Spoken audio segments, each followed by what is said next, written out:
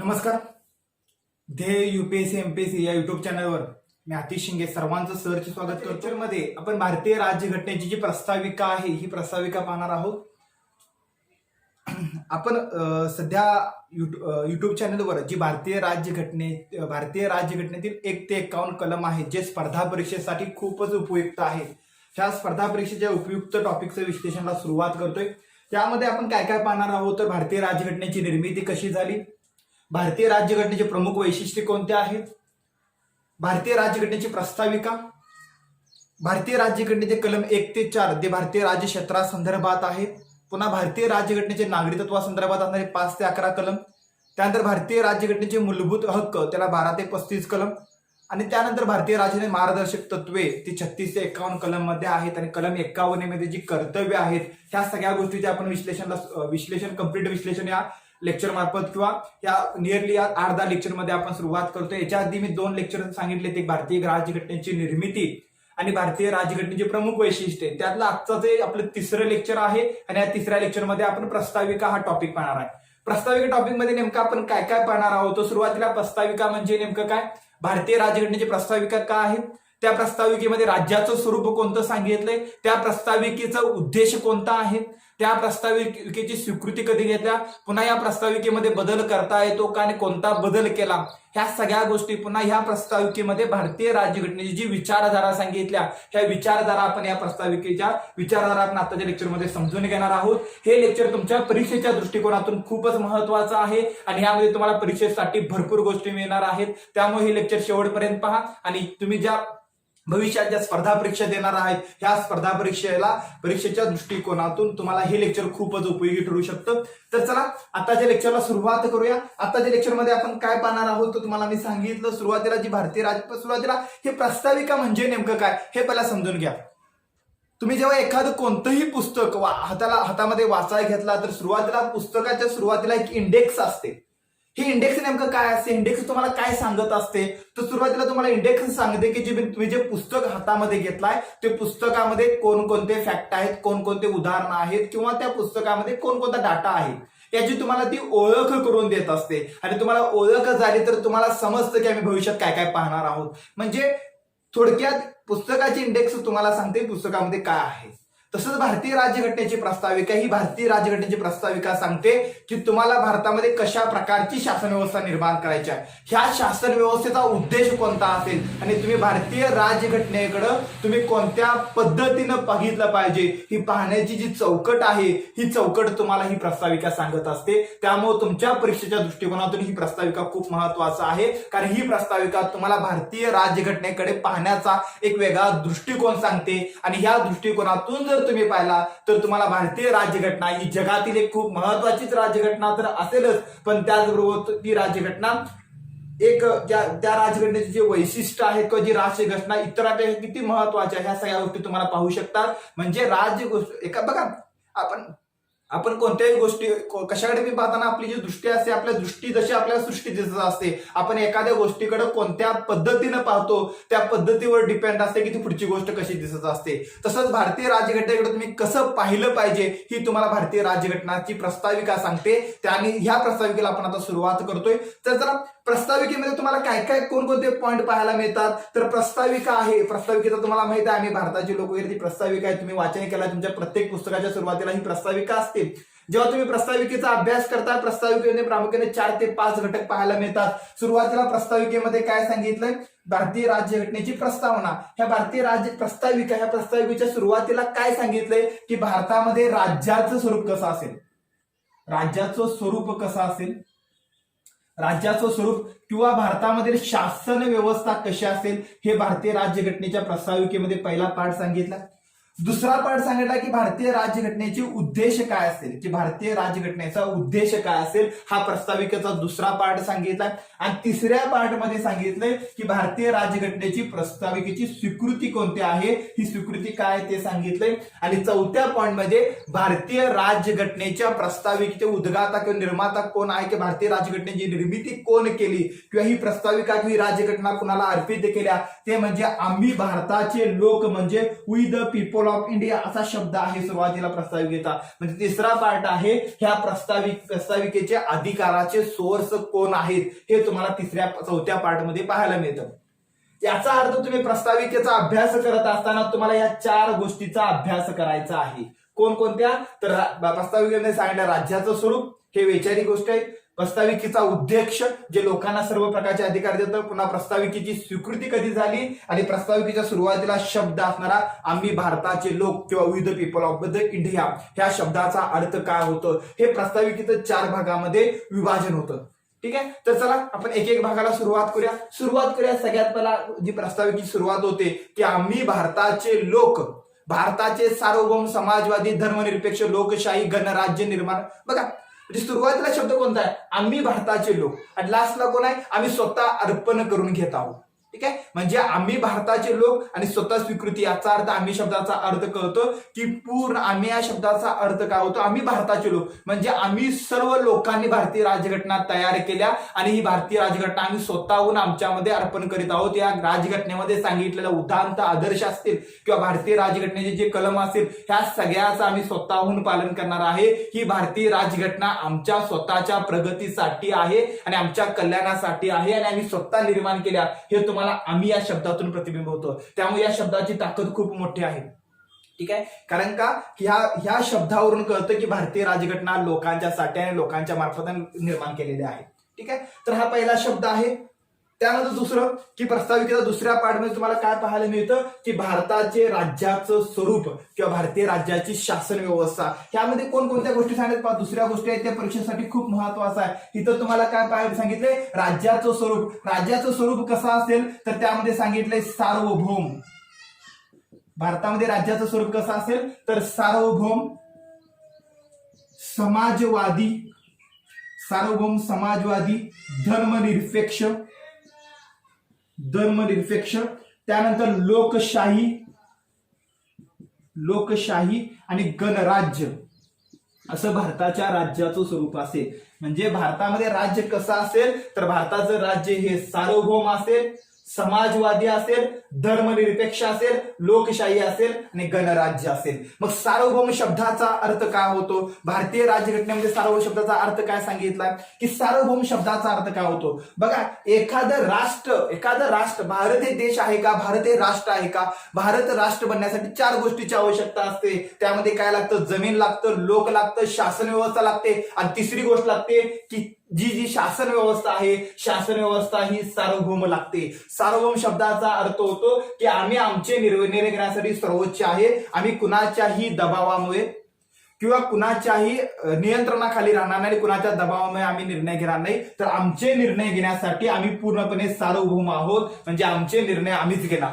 जसं 1947च्या आधी विचार केला तर भारत राष्ट्र होतं का? भारत राष्ट्र नव्हतं. कारण भारतामध्ये लोक पण होती, शासन व्यवस्था पण होती आणि पुन्हा भारताची जमीन सुद्धा होती. पण भारत राष्ट्र नव्हतं. पाठिंबा रिझन काय होतं की सार्वभौम जे अधिकार आहेत हे सार्वभौम अधिकार कुणाकडे होते तर सार्वभौम अधिकार हे ब्रिटिशांच्या हातामध्ये होतं. परिणामी आपण राष्ट्र नव्हतो. 1947ला आम्ही भारतीय राज्यघटना जेव्हा तयार केली तेव्हा आम्ही सांगितलं की आम्ही सार्वभौम आहोत. म्हणजे आम्ही कुणाच्याही अमेरिका असेल, चीन असेल किंवा कुणाच्याही दबावामध्ये आम्ही कोणतंही काम करणार नाही. तर आमचे निर्णय आम्ही स्वतः घेऊ असं सार्वभौम शब्दाचा अर्थ होतो. तो खूप महत्वाचा आहे. ठीक आहे. तो अंतर्गत आणि बाह्य दबावापासून भारत सरकारला काय करतो? मुक्त करतो की भारत सरकार स्वतःचे निर्णय स्वतः घेईल. ठीक आहे. पुन्हा आता सध्याचा विचार केला की सध्या आपण सार्वभौम आहोत का? सध्याचा राजकीय स्ट्रक्चरचा जागतिकीकरणाचा विचार केला तर जागतिकीकरणाचं एक उदाहरण आहे. समजा WTO म्हणजे प्रत्येकांना माहिती आहे त्याला आपण वर्ल्ड ट्रेड ऑर्गनायझेशन म्हणतो की जागतिक व्यापारी संघटना. की जागतिक व्यापारी संघटनेचे काहीतरी नियम असतात की एखादी वस्तू भारतामध्ये आली तर त्यावर आयात शुल्क किती लावायचा.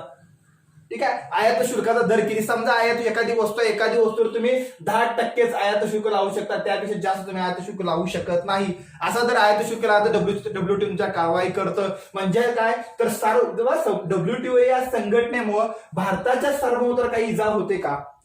कारण का WTOचे नियम आहेत किंवा बौद्धिक संपदा अधिकाराचे जे नियम आहेत ते अधिकार आपल्याला पालन करावंच लागतं. समजा सध्याची परिस्थिती आहे की कितीही आपल्यावर इतर समजा चायनाच्या भरपूर वस्तू आपल्या मोठ्या प्रमाणात काय होतात? आयात होतात आणि चायनावर आपण निर्यात प्रचंड मोठ्या प्रमाणात होत असते. अशा वेळी चीनकडून येणाऱ्या वस्तू ज्या आयात आहे त्या आयात आपण रोखू शकतो का?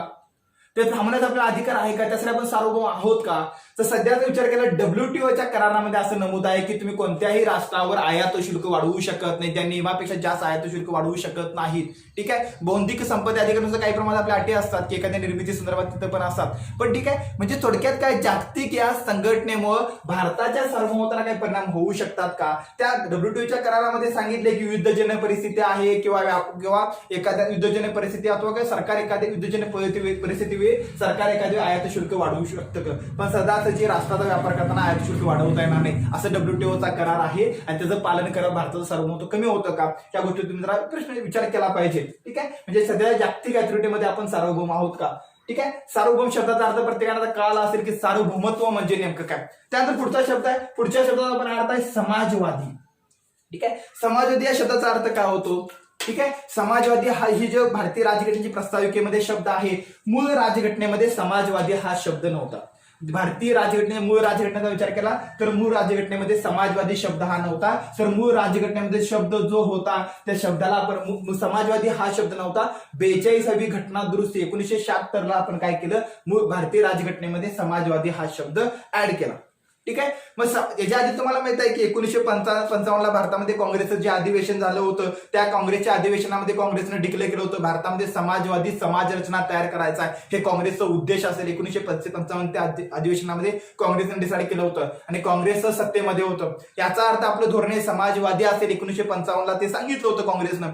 पुन्हा भारतामध्ये 1976 ला इंदिरा गांधीच्या कालखंडामध्ये हा समाजवादी शब्द ऍड केला, पण 1955 लाच आम्ही डिक्लेअर केलं होतं की आमचं स्ट्रक्चर हे समाजवादी असेल. पण समाजवादी कसा असेल, तर तो समाजवाद चीनच्या किंवा रशियाच्या धर्तीवर साम्यवादी समाजवाद नसेल, साम्यवादी समाजवाद नसेल.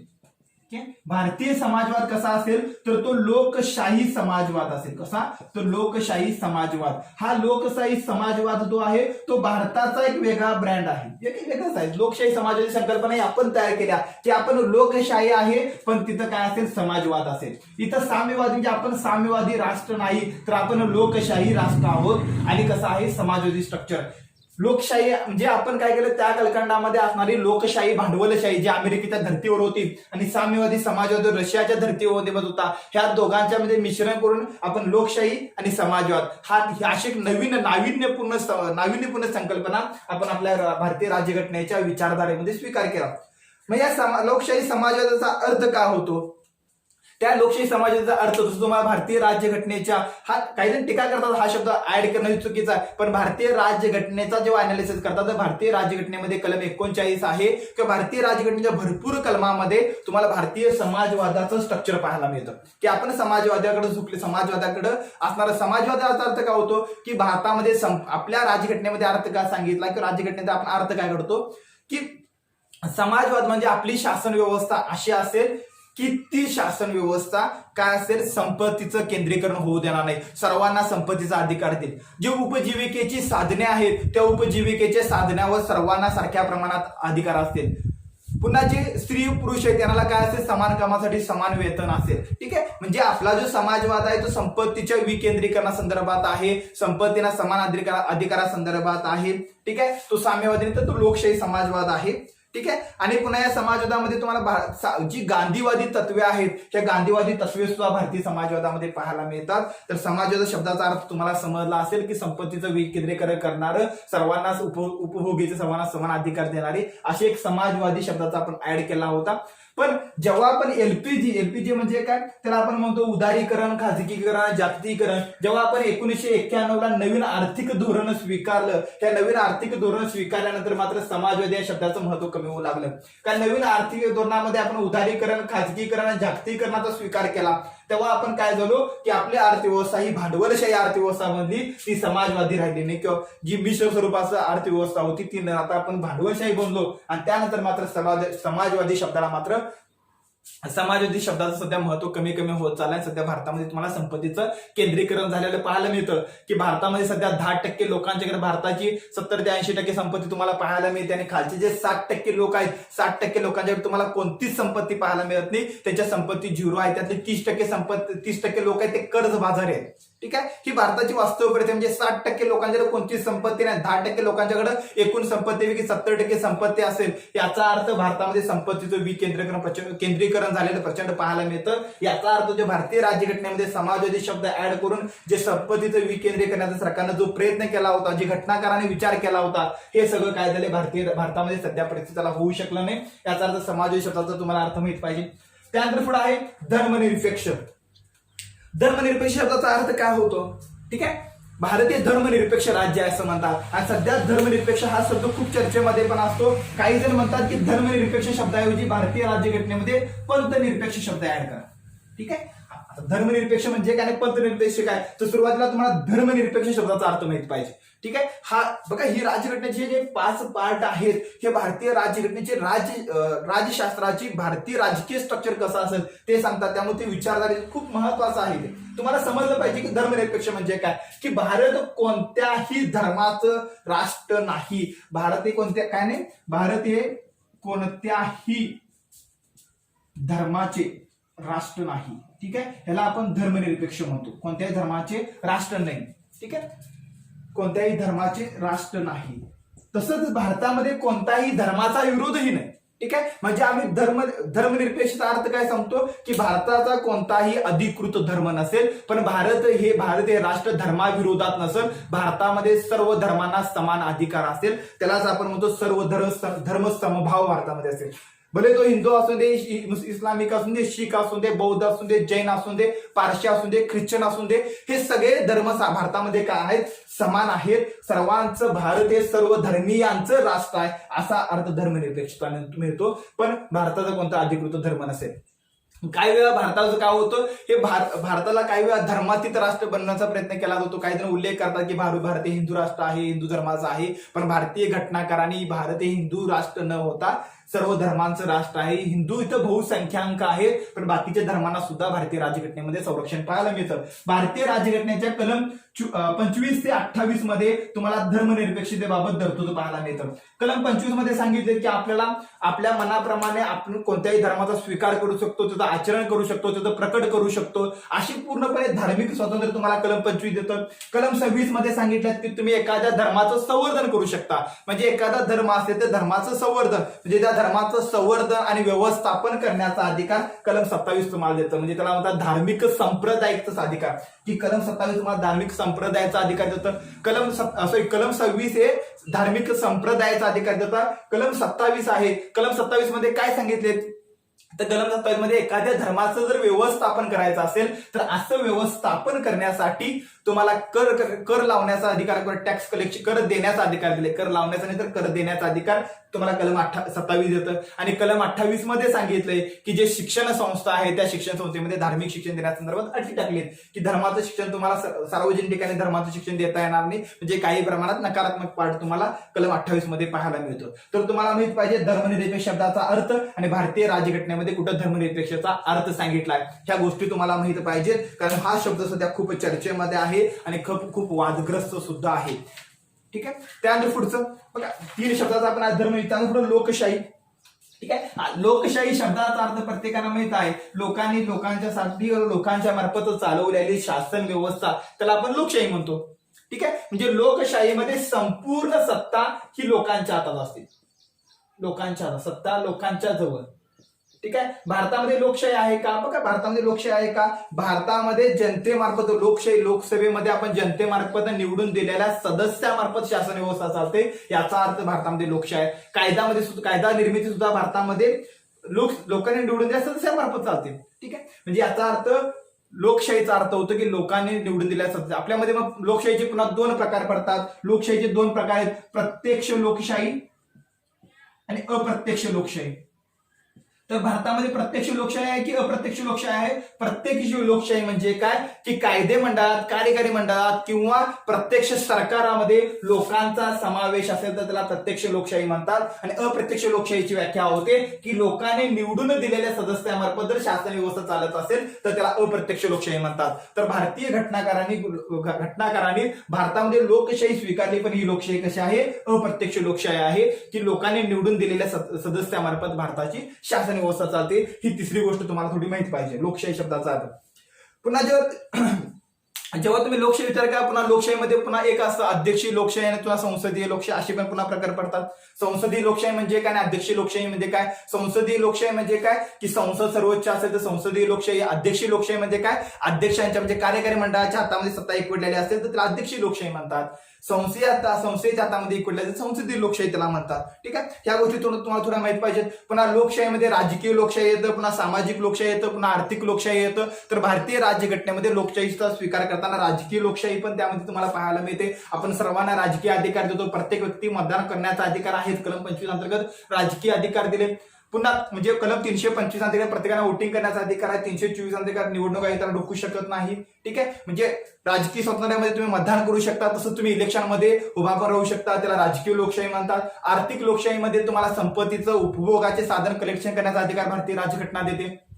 ठीक आहे, म्हणजे तुम्ही पुन्हा संपत्ती तुमची स्वतःची संपत्ती ठेवू शकता, संपत्तीचा अधिकार म्हणून तुम्हाला भारतीय राज्यघटना देते. पुन्हा तुम्हाला कोणताही व्यवसाय रोजगार करण्याचं स्वातंत्र्य देते, म्हणजे आर्थिक लोकशाही पण आहे. आणि सामाजिक लोकशाही म्हणजे तुम्हाला समाजामध्ये सर्वांना सारखे स्थान आहे, अस्पृश्यता वगैरे अशा गोष्टी तुम्हाला भारतीय राज्यघटनेमध्ये पालन करता येणार नाही. सर्व लोक समान असेल, सर्वांना समान दर्जा असेल, त्याला सामाजिक लोकशाही असं म्हणतात. म्हणजे भारतीय जी लोकशाही आहे त्या लोकशाहीचे अर्थ प्रचंड आहे की लोकशाहीमध्ये प्रत्यक्ष अप्रत्यक्ष पुन्हा त्यामध्ये राजकीय आर्थिक सामाजिक लोकशाही पण तुम्हाला भारतीय राज्यघटनेमध्ये पाहायला मिळते आणि संसदीय लोकशाही पाहायला मिळते. हा लोकशाही शब्दाचा अर्थ होतो. त्यानंतर पुढे आहे गणराज्य.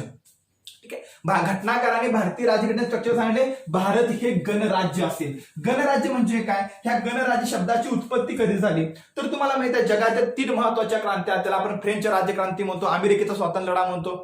ठीक आहे, आणि त्यानंतर पुन्हा रशियन क्रांती आहे. ठीक आहे, पण 3 अमेरिकेचा स्वातंत्र्य लढा, त्यानंतर पुन्हा औद्योगिक क्रांती आणि फ्रेंच राज्यक्रांती. ह्या 3 क्रांतीनं पूर्ण जगाचं परिवर्तन केलं असं समजतात. त्याची जी फ्रेंच राज्यक्रांती होती तर फ्रेंच राज्यक्रांती म्हणजे नेमकं काय होतं की बघा, फ्रेंचची आधीची व्यवस्था काय होती की फ्रेंचमध्ये आधी राजेशाही व्यवस्था होती. गणराज्य शब्दाचा आपण अर्थ पाहतोय. फ्रेंचमध्ये आधी काय होती? राजेशाही व्यवस्था होती. राजेशाही म्हणजे राजा हा प्रमुख होता. ठीक आहे, राजा हा सत्तेचा प्रमुख होता. राजाच्या हातामध्ये संपूर्ण सत्ता होती. राजाच्या हातामध्ये काय होती? अमर्याद अधिकार राजाच्या हातामध्ये दिले होते. संपूर्ण अधिकार राजा हा सर्वश्रेष्ठ होता. पण तुम्हाला माहिती आहे 16वा लुई असेल व त्या राणी मेरी असेल, ह्यांनी काय केलं होतं? ह्या सत्तेचा गैरवापर केला होता. आणि सत्तेचा गैरवापर करून त्यांनी सांगितलं होतं की एवढी प्रचंड आर्थिक समस्या आहे की लोकांना खायला अन्न नव्हतं, की लोकांना खायला तिथं ब्रेड नव्हते. अशा वेळी त्या राणीने सांगितलं होतं ब्रेड मिळत नसेल तर तुम्ही केक खावा. म्हणजे थोडक्यात आपल्या इथं म्हटलं की लोकांना खायला काय नाही तर लोकांना खायला भात किंवा भाकरी नाही, आणि तिथं सांगणं की तुम्ही काय खावा की केक खावा किंवा पुढच्या गोष्टी खावा, तुम्ही चैनी करा. ठीक आहे, म्हणजे लोकांना बेसिक गोष्टी मिळणार, तुम्ही ऍडव्हान्स गोष्टी खावा म्हणून सांगायला, पुढच्या गोष्टी खावा म्हणून सांगायला. किंवा मग अशी ही राणी की जी अमर्याद बनली होती, अशा वेळी रुसोनं प्रस्ताव मांडला की जो राजा असेल हा राजा वंश परंपरेनं नसेल, राजा हा काय असेल लोकांच्यातून नियुक्त केलेला असेल. कारण राजा वंश परंपरेनं असेल तर एखादा राजा चांगला असू शकतो पण राजाचा मुलगा चांगला असू शकत नाही. ठीक आहे, मग अशा वेळी राजा हा वंश परंपरा असण्याऐवजी राजा हा लोकांच्या मार्फत नियुक्त केला पाहिजे आणि तो काय पाहिजे? लोक निर्वाचित पाहिजे. अशी तरतूद फ्रेंच राज्यक्रांती झाली. फ्रेंच राज्यक्रांतीमध्ये राजा हा लोकशाही राजाची नियुक्ती लोकांच्या मार्फत करतो. त्याला आपण म्हणतो फ्रेंचमध्ये झालेली क्रांती. ह्या फ्रेंचच्या क्रांतीनं फ्रेंचचं स्ट्रक्चर परिवर्तन केलं. फ्रेंचमध्ये गणराज्य आणलं. आणि जेव्हा ह्याच क्रांतीचा परिणाम की भविष्यात नेपोलियन आला, नेपोलियन हा लोकांच्या मार्फत निर्वाचित नेपोलियन आला आणि नेपोलियननं पूर्ण युरोपचं स्ट्रक्चर परिवर्तन केलं आणि युरोपमध्ये राजेशाही जाऊन तिथं गणराज्य आलं. मग गणराज्य शब्दाचा अर्थ काय होतो की एखाद्या राष्ट्राचा प्रमुख आहे, एखाद्या राज्याचा प्रमुख आहे. हा राष्ट्राचा अथवा राज्याचा प्रमुख हा कोण असेल? तो लोकनिर्वाचित असेल, लोकांच्या मार्फत नियुक्त केलेल्या व्यक्तीच्या हातामध्ये संपूर्ण सत्ता असेल, त्याला गणराज्य म्हणतात. भारतीय राज्यघटनेमध्ये पण गणराज्य शब्द उल्लेख केला होता. त्याचा अर्थ काय सांगितला होता? जो आपले राष्ट्रपती आहेत हे राष्ट्रपती लोकांच्या हातून निर्वाचित असेल. तुम्हाला माहिती आहे भारताचे राष्ट्रपती अप्रत्यक्षपणे लोकांच्या मार्फत नियुक्त केलेले असतात. लोकांनी निवडून दिलेल्या सदस्यामार्फत त्यांची नियुक्ती केली जाते. याचा अर्थ भारत सुद्धा एक गणराज्य आहे. ठीक आहे, पुन्हा या गणराज्य शब्दाचा म्हणजे याचा अर्थ काय होतो की भारताचं जे राजकीय स्ट्रक्चर आहे, राजकीय जे सार्वभौमत्व आहे, गणराज्यामुळे भारताचं राजकीय सार्वभौमत्व हे लोकांच्या हातामध्ये जातं. गणराज्यामुळे काय होतं की भारताचं जे राजकीय सार्वभौमत्व आहे हे राजकीय सार्वभौमत्व कुणाच्या तर लोकांच्या हातामध्ये जातं. ठीक आहे, अशा प्रकारचं राजकीय स्ट्रक्चर आहे. म्हणजे भारतीय राज्यघटनेच्या प्रस्ताविकेमध्ये अशा प्रकारचं भारताचं एक राजकीय स्ट्रक्चर सांगितलेलं आहे. त्यानंतर जेव्हा तुम्ही भारतीय राज्यघटनेच्या प्रस्ताविकेचा पुढचा पाठ पाहता की त्यामध्ये सांगितले की भारतीय राज्यघटनेच्या प्रस्ताविकेचा उद्देश काय असेल, की आम्ही ही राज्यघटना तयार करतोय, ह्या राज्यघटनेचा नेमका उद्देश काय आहे. तसं आपण एक प्रत्येक गोष्ट करत असतो, प्रत्येक गोष्टीचा काहीतरी उद्देश असतो.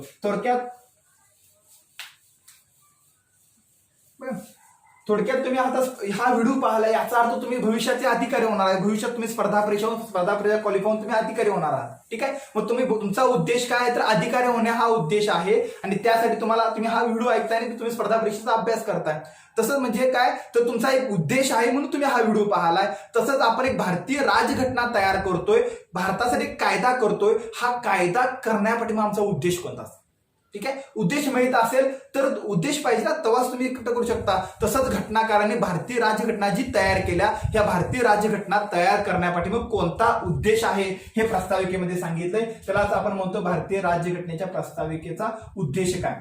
त्या उद्देशामध्ये भारतीय राज्यघटनेच्या उद्देशामध्ये कोणकोणत्या गोष्टी सांगितल्या तर उद्देशामध्ये तुम्हाला 4 गोष्टी पाहायला मिळतात. कोणकोणता तर पहिला आहे न्याय,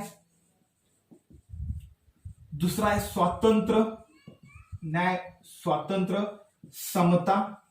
ठीक आहे, न्याय स्वातंत्र्य समता आणि लास्ट आहे बंधुता किंवा एकता किंवा एकात्मता किंवा अखंडत्व.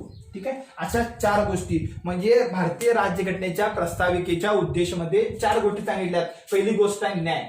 मग न्याय शब्दाचा अर्थ काय सांगितलाय भारतीय राज्यघटनेमध्ये, ह्या न्याय शब्दाचा अर्थ काय सांगितलाय तर भारतीय न्यायचा अर्थ खूप मोठा होतो. न्याय शब्द तुम्हाला माहित आहे की तुमचं कुठलं जर आनंद झाला तर आपण न्यायालयामध्ये याचिका दाखवतो, आम्हाला न्याय मिळतो. ठीक आहे, आणि न्याय जेव्हा तुम्ही एखादा कायदा पारित होतो, एखादा कायदा आला तर कायद्याबरोबर न्याय पिणे आवश्यक असतं की कायद्याची अंमलबजावणी न्यायावर डिपेंड असते. ठीक आहे, तर भारतीय राज्यघटनेचा पहिला उद्देश आहे की न्याय.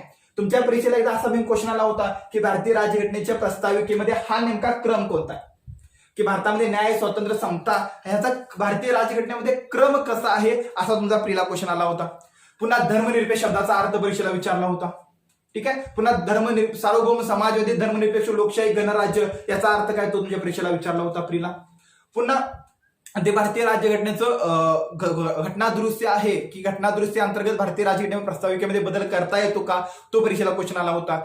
नेमका आपण 1942 भारतीय राज्यघटनेमध्ये कोणता प्रस्ताविकेमध्ये कोणता बदल केला हे परीक्षेला येऊन गेले. म्हणजे तुमच्या परीक्षेच्या दृष्टीने भरपूर क्वेश्चन येऊन गेले. ठीक आहे, तर न्याय या शब्दाचा अर्थ काय सांगितलं तर भारतीय घटनाकारांनी न्याय शब्दाचा अर्थ सांगताना सामाजिक, धार्मिक आणि राजकीय, सामाजिक, आर्थिक आणि राजकीय अशा 3 प्रकारचे न्याय सांगितले. सामाजिक न्याय म्हणजे काय पाहू आपण, 3 न्याय. पहिला आहे सामाजिक न्याय.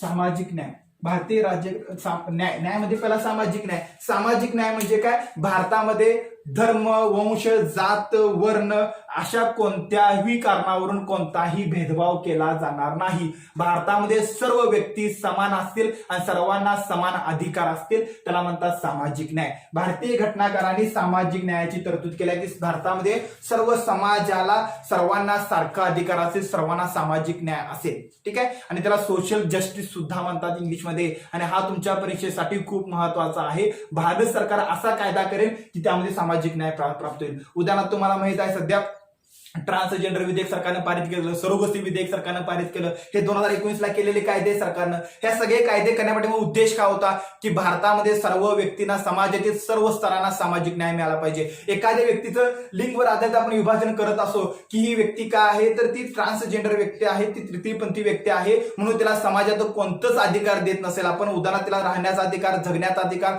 वास्तव्य करण्याचा अधिकार, व्यवसाय करण्याचा अधिकार, शिक्षणाचा अधिकार अशा प्रकारचे आपण अधिकार त्याला देत नाही. कारण का ती व्यक्ती तृतीयपंथी आहे, ट्रान्सजेंडर आहे आणि तिला समाजातून आपण वेगळं करत असो तर हे भारतीय समाजाचं चुकीचं आहे, चुकीचे निर्णय.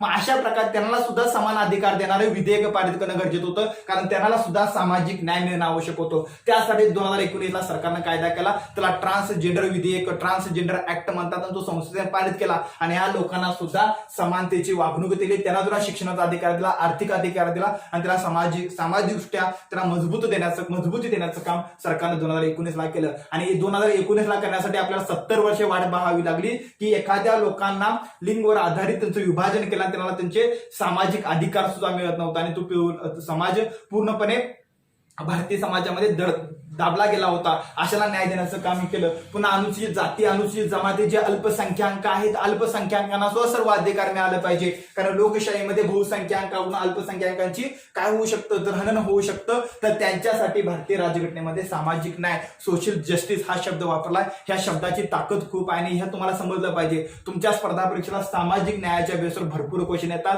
आणि तसे ऍक्ट तुम्हाला त्याला मायनॉरिटी ऍक्ट म्हणतात. हे सगळे ऍक्ट तुम्हाला स्पर्धा परीक्षेला करावे लागतात. त्यानंतर दुसरा शब्द आहे त्याला आपण म्हणतो आर्थिक न्याय.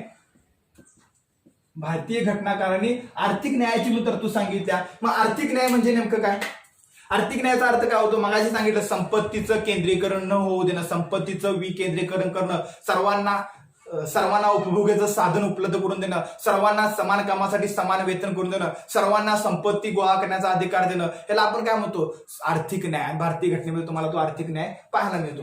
त्यानंतर पुढे आहे राजकीय न्याय. राजकीय न्याय म्हणजे काय? सार्वत्रिक मताधिकार, सर्वांना अधिकार असतील. ठीक आहे, त्याला आपण काय म्हणतो? किंवा सर्वांना इलेक्शनला उभं राहायचा अधिकार असेल, त्याला आपण काय म्हणतो? राजकीय न्याय असं म्हणतो. ह्या सगळ्या गोष्टी तुम्हाला भारतीय राज्यघटनेमध्ये पाहायला मिळतात. त्यानंतर दुसरा शब्द आहे, दुसऱ्या शब्दामध्ये होतं स्वातंत्र्य. ठीक आहे, स्वातंत्र्य शब्दाचा अर्थ काय होतो? स्वातंत्र्य. ठीक आहे, भारतीय राज्यघटनेमध्ये बघा, भारतीय राज्यघटनेमध्ये कलम 19 ते कलम 22 मध्ये 4 प्रकारचे स्वातंत्र्य सांगितले. ठीक आहे, कलम 19 जे खूप चर्चेमध्ये असतं त्याला अभिव्यक्ती स्वातंत्र्य म्हणतात. कलम 20 मध्ये तुम्हाला अटकबद्ध स्वातंत्र्य पाहायला मिळतं. त्यानंतर 21 मध्ये तुम्हाला जीविताचा अधिकार पाहायला मिळतात. ठीक आहे, म्हणजे कलम 19 ते 22 ह्या 4 कलमामध्ये तुम्हाला काय पाहायला मिळतं? 4 प्रकारची स्वातंत्र्य भारतीय राज्यघटनेमध्ये पाहायला मिळतात. त्याचमध्ये 21A मध्ये पुन्हा शिक्षणाचा अधिकार पण ऍड केला. ठीक आहे, तर तुमच्या परीक्षेच्या दृष्टिकोनाने स्वातंत्र्य हे सुद्धा खूप महत्वाचं आहे. भारतीय राज्यघटनेमध्ये कोणकोणते स्वातंत्र्य दिले? तर प्रस्ताविकेमध्ये सांगितले की प्रत्येकाला विचार, अभिव्यक्ती, विश्वास, श्रद्धा आणि उपासना यांचं पूर्णपणे स्वातंत्र्य असेल आणि भारतीय राज्यघटनेमध्ये तुम्हाला 19 ते 22 मध्ये सुद्धा पाहायला मिळतं. हे बरे स्वातंत्र्य जे दिले ते स्वातंत्र्य तुम्हाला अमर्यादित स्वातंत्र्य दिले का? तर भारतीय राज्यघटनेमध्ये सगळ्यांना स्वातंत्र्य देत असताना हे मर्यादित स्वरूपाचं स्वातंत्र्य प्रत्येकाला दिले की स्वातंत्र्य असेल पण ते स्वातंत्र्य काय असेल? मर्यादित असेल, अमर्यादित नसेल. तुम्ही मर्यादेमध्ये राहूनच काय केलं पाहिजे? याचा उपभोग केला पाहिजे. ठीक आहे, पुन्हा या स्वातंत्र्यामध्ये तुम्हाला काय पाहायला मिळतं? हे जे स्वातंत्र्य भारतीय राज्यघटनेमध्ये दिले, तसं उदाहरणार्थ आपण अभिव्यक्ती स्वातंत्र्याचा विचार केला तर त्यामध्ये 6 प्रकारचे स्वातंत्र्य दिलेत की तुम्ही काय करू शकता? तुम्ही अभिव्यक्त म्हणजे भाषण करू शकता, एकत्र जमू शकता. ठीक आहे, एकत्र जमू शकता. पुन्हा तुम्ही काय करू शकता? संघटना स्थापन करू शकता. पुन्हा तुम्ही काय करू शकता? संचार करू शकता, मुक्तपणे संचार करू शकता. पुन्हा कोणताही व्यवसाय करू शकता आणि कुठेही स्थायिक होऊ शकता. असं स्वातंत्र्यामध्ये 6 प्रकारचे स्वातंत्र्य दिलेत आणि हे 6 प्रकारचे स्वातंत्र्य सहजासहजी शासन व्यवस्थेला हिरावून घेता येणार नाही. त्यासाठी आपण त्याचा मूलभूत हक्कामध्ये समावेश केलाय आणि मूलभूत हक्क सहजासहजी शासन व्यवस्थेला म्हणजे पूर्णपणे म्हणजे स्वातंत्र्या संदर्भात भारतीय राज्यघटनेमध्ये प्रत्येक व्यक्तीला फ्रीडम दिले. कारण व्यक्ती विकासासाठी प्रत्येकाला स्वातंत्र्य असणं आवश्यक असतं. जेव्हा व्यक्ती स्वातंत्र्य असेल तेव्हाच व्यक्ती काय करू शकतो? आपला विकास करू शकतो आणि हे स्वातंत्र्य शासन व्यवस्था कोणत्याही कारणावरून काढून घेऊ शकत नाही. ठीक आहे, त्यानंतर समता. ठीक आहे, समता शब्दाचा अर्थ काय होतो? भारतीय राज्यघटनेमध्ये समानता, स्वातंत्र्यता आणि समता ह्या 2 गोष्टी एकाच नाण्याच्या 2 बाजू असं म्हणतात की व्यक्तीला स्वातंत्र्य दिलं पण त्यामध्ये व्यक्ती समान पण पाहिजे. तर सर्व व्यक्तींना स्वातंत्र्य दिलं तर काय होऊ शकतं? काही व्यक्ती जास्त श्रीमंत होऊ शकतात, काही व्यक्ती गरीब होऊ शकतात.